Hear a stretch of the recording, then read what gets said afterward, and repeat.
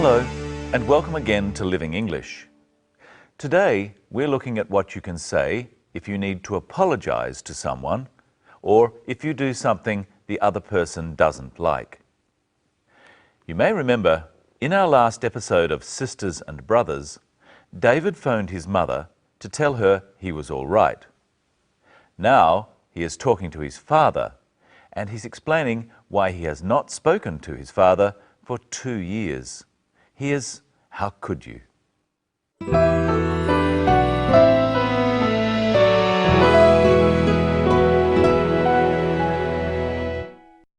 Hello, Dad?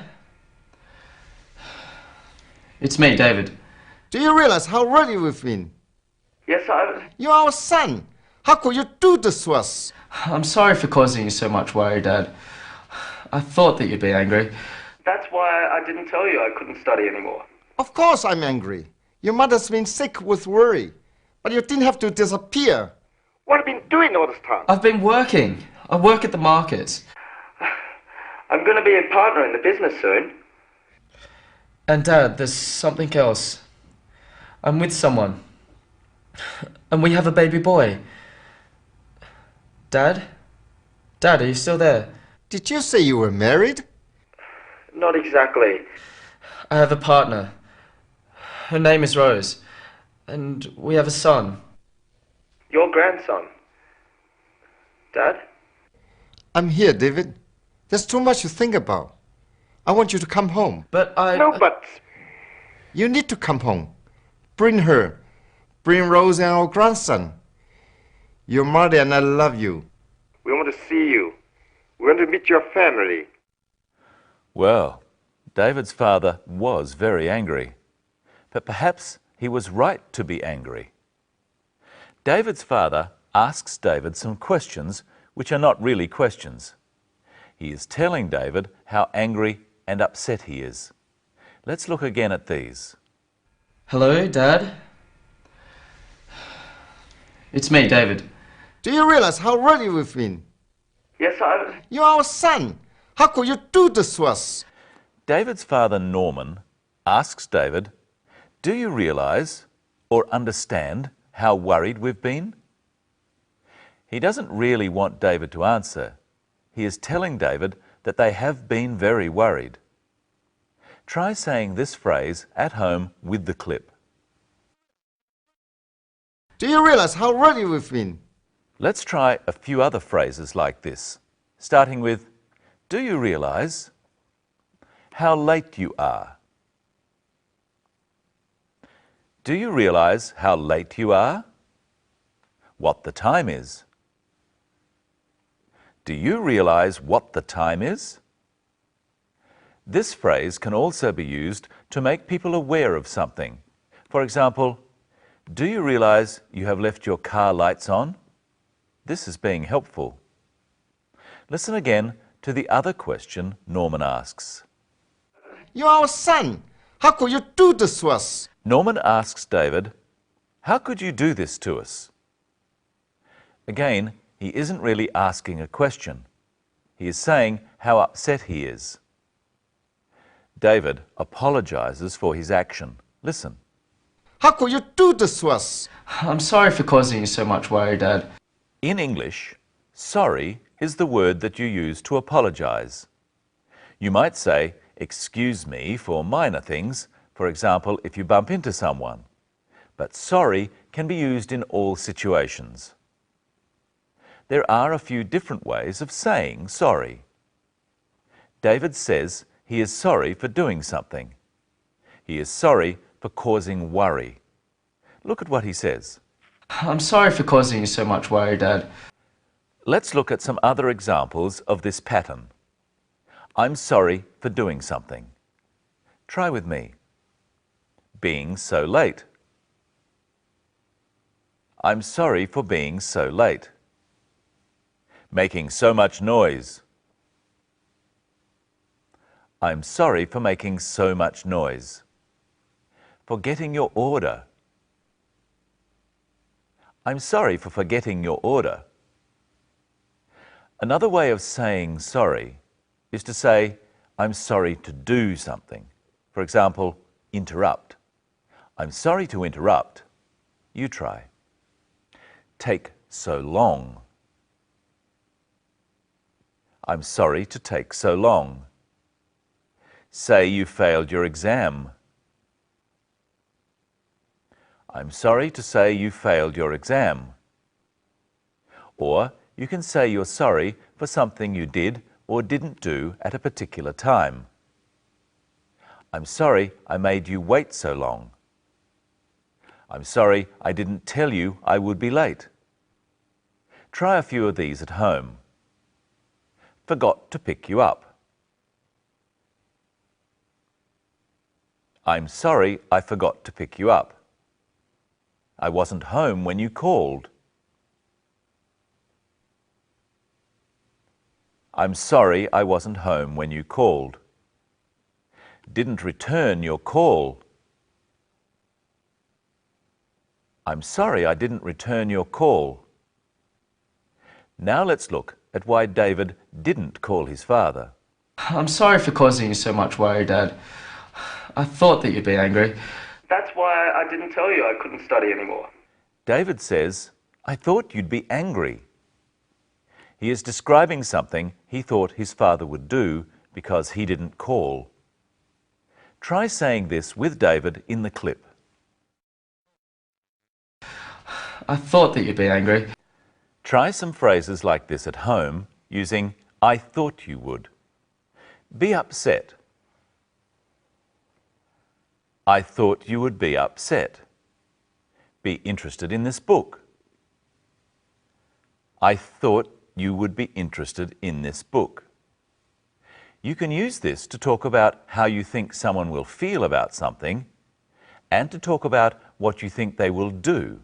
For example, I thought you would like this film. Try another example. Help me with my homework. I thought you would help me with my homework. You can also use the negative. I thought you wouldn't like this film. Or you can also say, I didn't think you would like this film. I didn't think you were ever going to finish. Michelle, that's a bit rude. Oh, I'm sorry for being so rude. Oh, that's all right. I forgive you. This time. What have you got for us today? Well, first I want you to look at this clip. And Dad, there's something else. I'm with someone. And we have a baby boy. Dad? Dad, are you still there? Did you say you were married? Norman asks, did you say you were married? Maybe he didn't hear David, or else he didn't believe him. He's checking what he thought David said. Notice that because the question is in the past, did you? The rest of the sentence is in the past too. Did you say you were married? Now, Brenton, I'm going to say some things quietly and I want you and you to check what you think I said. But you at home have some extra help because what I say will be on the screen. Ready? I'm all ears. I'm going to a wedding. Did you say you were going to a wedding? Yes. The wedding is in Fiji. Did you say the wedding was in Fiji? I bought a new dress. Did you say you thought I'm a mess? No, I bought a new dress. Did you say you bought a new dress? Yes, it's made of silk. Did you say it was made of silk? Yes, you have very good hearing. Did you say I had very good hearing? You can stop now. Did you say I could stop now? Let's look at the clip again and we're going to see what David's father, Norman, wants him to do. There's too much to think about. I want you to come home. But I... No buts. You need to come home. Look carefully at the phrases, I want you to come home and you need to come home. What's the difference between need and want? Well, I want a cup of coffee, but I don't need one. I can do without one. That's right. And in the first example, Norman is telling David what he wants David to do. So he says, I want you to do something, not I want something. So I'm going to tell you what I want and you have to do it. But you only do it if I say I want you to. All right? All right. And you can help me at home by making up sentences with I want you to. Stand up.